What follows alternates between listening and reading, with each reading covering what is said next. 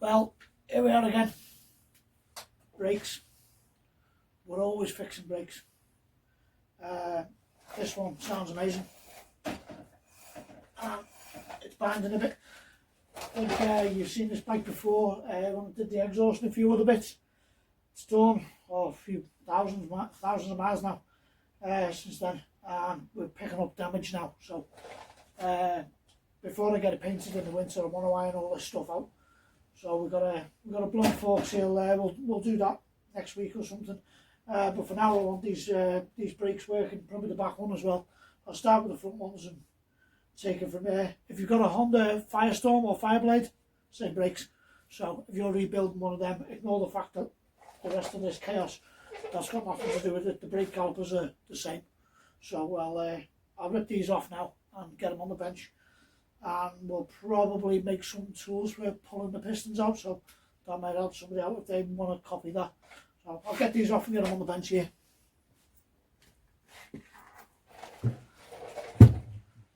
Right, that's the first one off the bike there.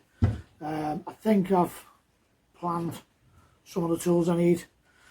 Ratchet for these little awkward star-shaped sockets for these guys. Big screwy for that thing, 5mm Allen key for the thing behind that. Little pot for bits and bolts and some spanners and things for taking the caliper off. These things here can be a little bit of a nuisance, so you might want a little hammer as well, just to give that a bit of a telling.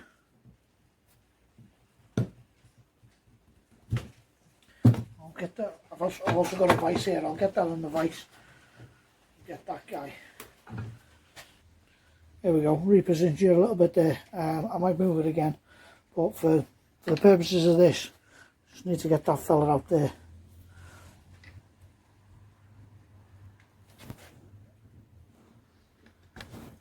That's it. They can be a problem, and they can be stuck in. I'll put that in a little pot there. Pushing on them.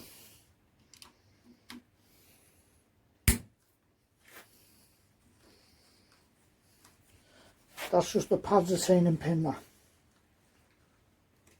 There's a little spring plate which will come out the top with the pads. I'm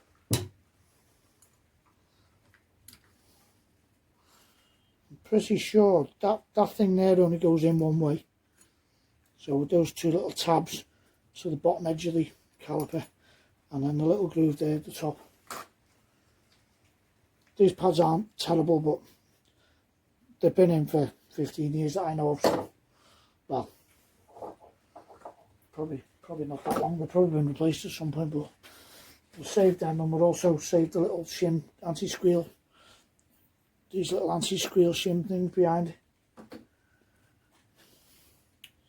Right, I think I'll move you around a bit so that I can get some leverage on that. Alright, that's better. I can see what I'm doing now.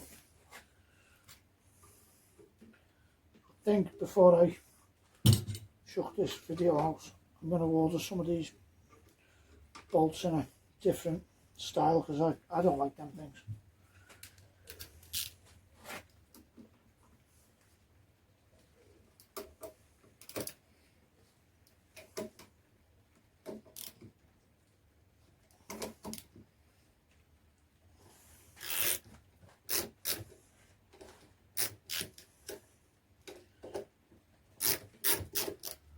What else I'll do at this point is I'll crack that bleed nipple off.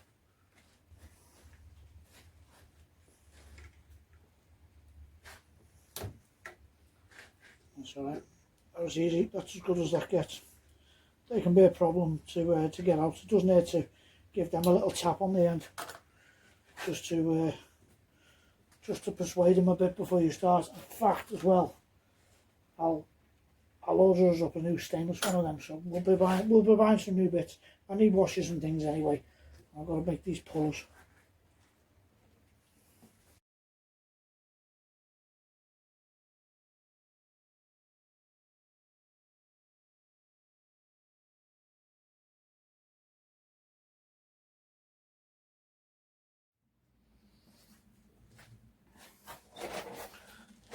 So that's that split. Now you're probably going to be tempted just to get hold of them with a pair of mole grips or vice grips or whatever and just pull them out. You probably could with these and you probably wouldn't damage them, but I would not chance it. I like to make a little puller that goes in there and just pulls them from the inside. So I'm going to go and find a piece of metal and see if we can do that. If I get my little measuring stick here, the inside of that is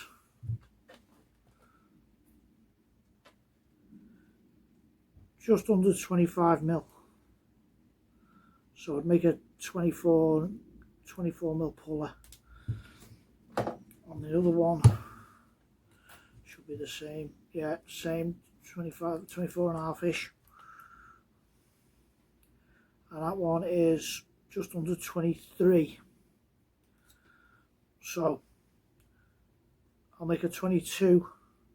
I'll make a 22 and a 24 mil puller.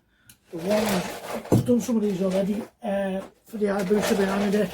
I've already made one of us stamped on that. I've got a 19 and a 21. I don't think,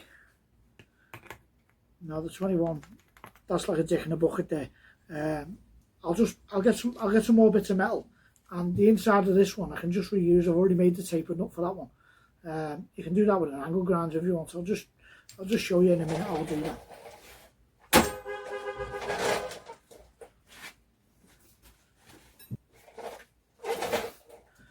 Alright, as luck would have it, I bought this bit of stainless steel. I think it's stainless steel anyway. I'll check it with a magnet in a minute. Yeah, that's stainless steel. I bought this bit of stainless steel to make an axle the other month, and I ordered the wrong size. And this is 25 mil, so if I chop a couple of lumps off this, about the same length as them other things, then we can bore out the middle, and I'll get both. I'll be able to make both out of this, because one needs machining down a little bit more than the other. So I'll just go away and I'll chop a couple of pieces off and then drill them out.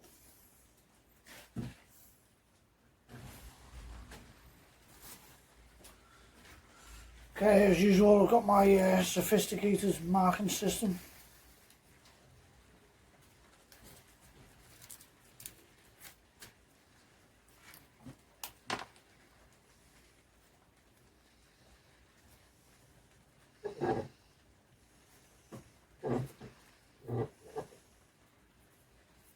I just put a little slice in there to mark it, matching the length of that one. That means if they're all the same length, I can use the same nut and bolt.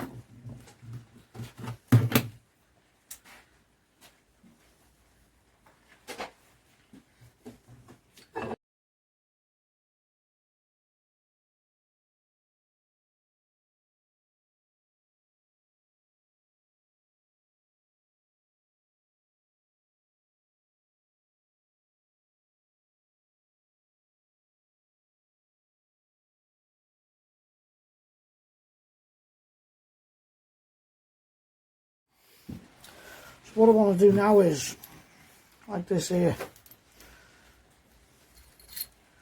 that looks like half foot, same size hole all the way through. Oh no, we haven't. No, we've got different sizes there. Hang on, measure that.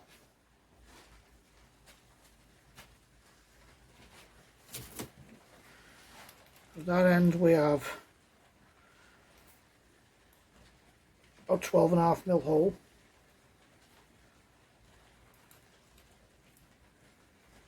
Oh, 13, and that end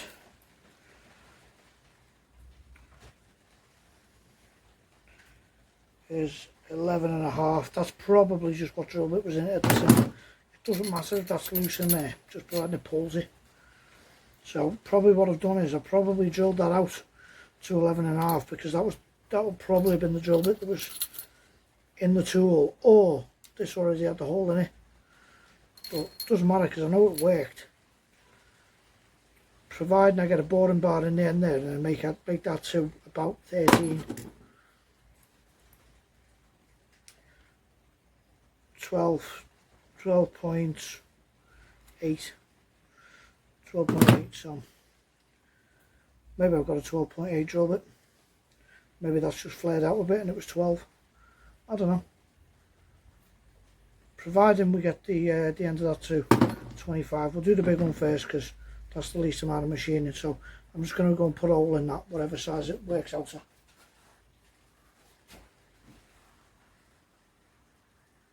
Right, I've been away and I've machined these two, well, drilled a hole in basically. You don't need a lathe to do this, you could probably do it on a pillar drill if you're just careful sending it in. Although that's an 8mm bolt, I drilled it out to 10, so it doesn't matter if it's a bit slack for what this thing's doing. So we've got that little taper nut, which again, you can make that in the pillar drill. Just put the nut in the pillar drill on a bolt, put your angle grinder on as it's turning around, and you can do that. You can make that taper that way. So the end of this is 12.8, 12.9mm. And I don't know if you can see inside it there, there's a step, so 10 at this end, just under 13 at that end. Same with that one. Double check the sizes we need for the pistons, and the little one is, again, measured this before, we'll check again, 22.7, 22.8, something like that. And the big one is 24.8. So we need one of these 22 and 24mm. That'll give us another set basically to add to my collection. Now, the more of these I make, then the easier it's going to be every time I have to split a set of brakes. So I'll just go and machine a couple of steps on the ends of these, and then we'll do some chopping. Right, that's the machining part of that done now. All this is drilled out to the right size, and these fit in their relative pistons. So what I want to do next is cut a couple of slots in them at 90 degrees like that. This end I've machined up because I want to put a couple of flats on the ends here.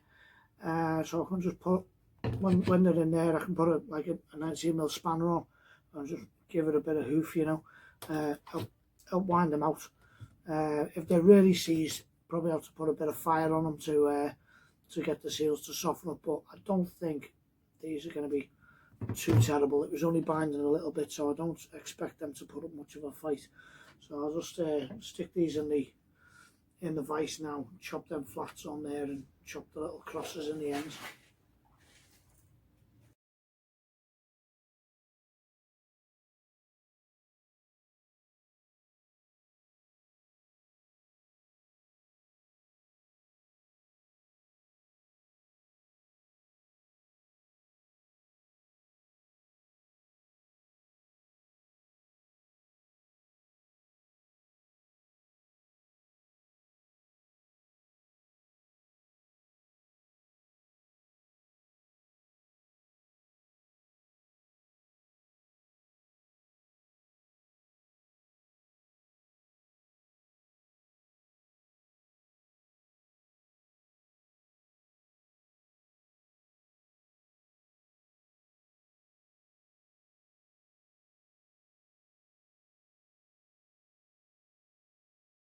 So as you see there, got a couple of flats on here. That spanner fits on there. Got these crosses cut in there, so moment of truth, we'll see if this contraption works. It worked last time I did it, so there's no reason why it shouldn't. We'll just see how easy or difficult it is to use. It's actually still a little bit hot, that, but you know, never mind. It just goes in there, but that's all right. Give that a little knock. So we'll get, say, 6mm Allen key.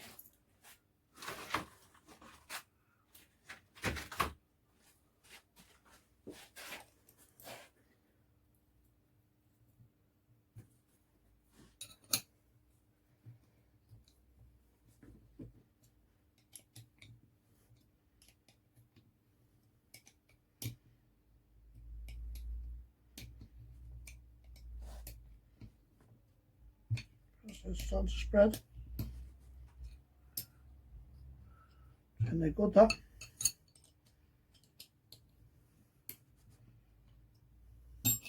Don't want to give it too much because, yeah, look at that. Hope we've got that framed okay. There you go. Press that out. Now I've just got to get this out of there now.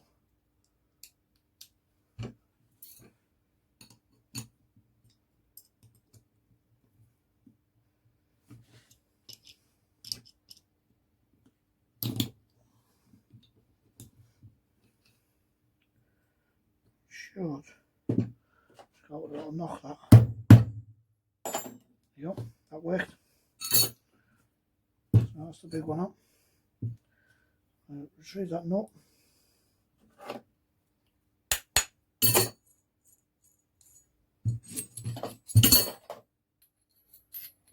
that one. That one.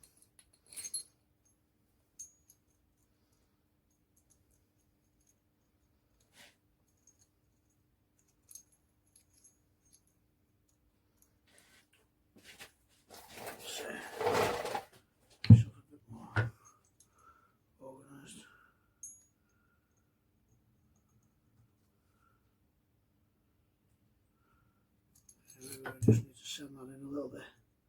Might be bare on it.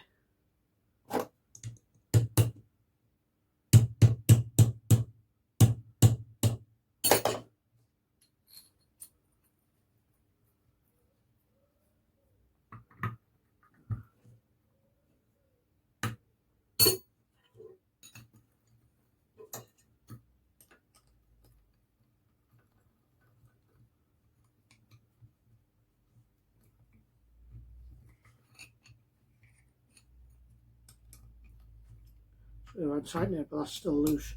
That's why it doesn't matter if you're undercut the machine in a bit. I'll just, whenever I make one of these, I'll just go to the nearest millimetre, knowing that I can probably spread them by about another millimetre or millimetre and a half.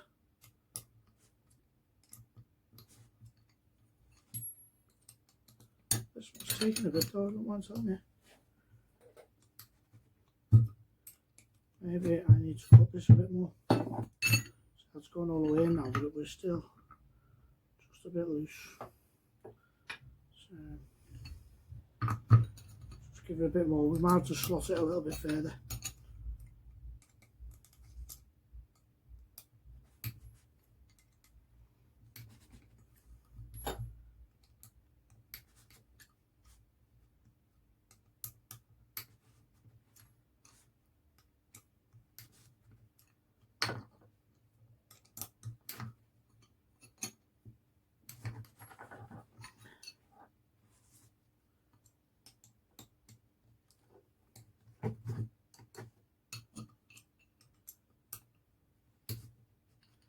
If I clamp this in the vise, it would actually make this loads easier. What I'm trying to show you. So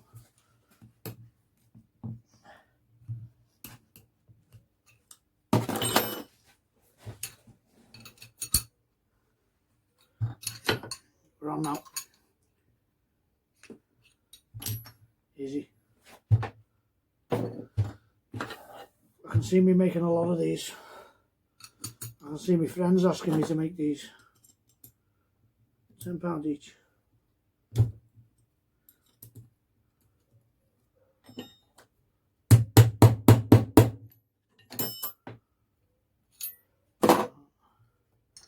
Over there, I will leave that in there.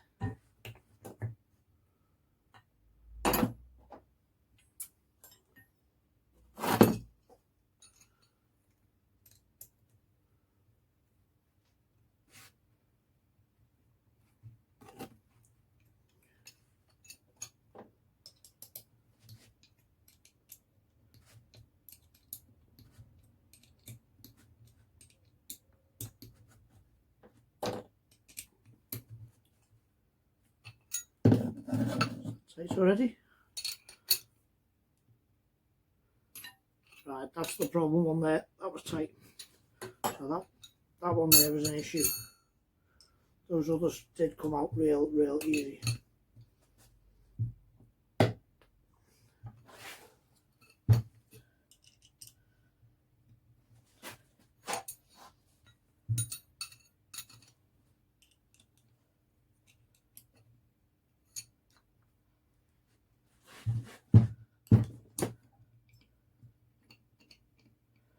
tiny bit fiddly to use, but I reckon I'll get used to that in no time.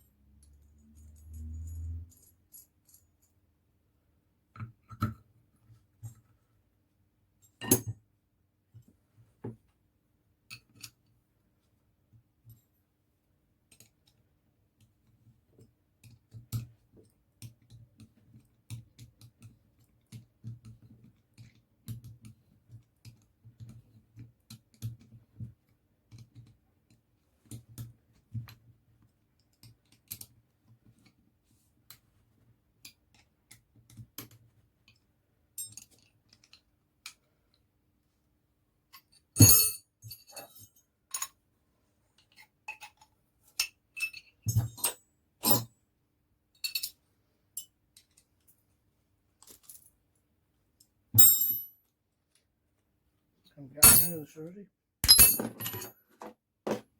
There we go. Right. So that's it. These I'll pull the seals out of these with this little pick thing.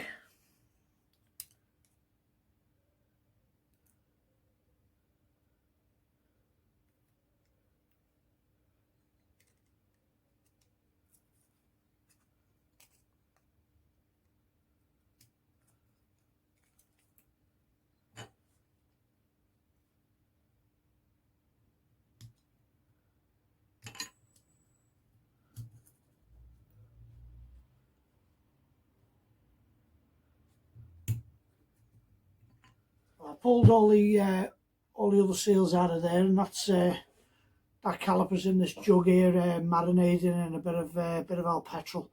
Give all the grime a bit of soaking before I put it back together tomorrow. Waiting on a couple of parts. So for this tool video, as you see, we made 2 of them there for this job. I'll call it a night on this one for now. And if anyone wants to see the reassembly of the caliper, just throw it in the comments. I'll probably record it anyway. But the main purpose of this video was showing this tool and how relatively easy it can be to make, and makes that horrible job not as horrible. So thanks again for everyone watching, and cheers for all the new subscriptions. We're way over the 400 now. I never imagined that, but who knows, people must like my little bit of dipshittery, you know. So yeah, thanks again, and you know what to do, keep it in the ditches.